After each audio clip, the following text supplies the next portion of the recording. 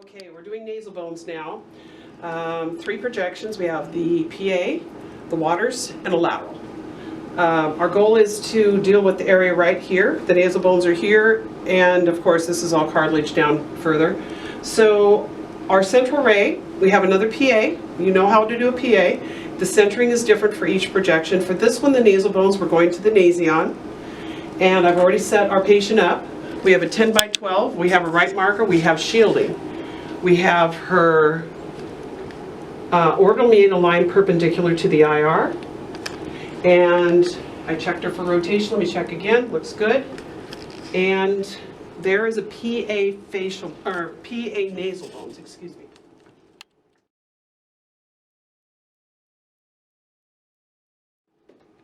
We have a waters projection for the nasal bones as well.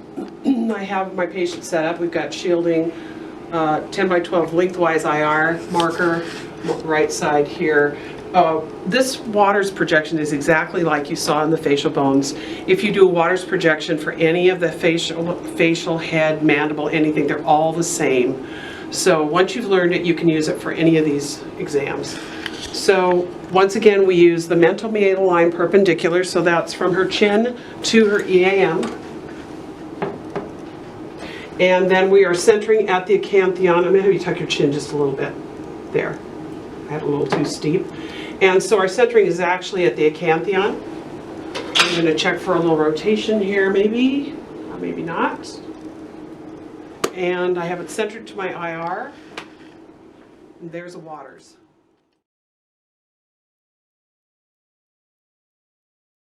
Okay, the last projection for nasal bones is the lateral. So I have a 10 by 12 IR. If you have digital, I would take the grid out because this is a non-grid exam.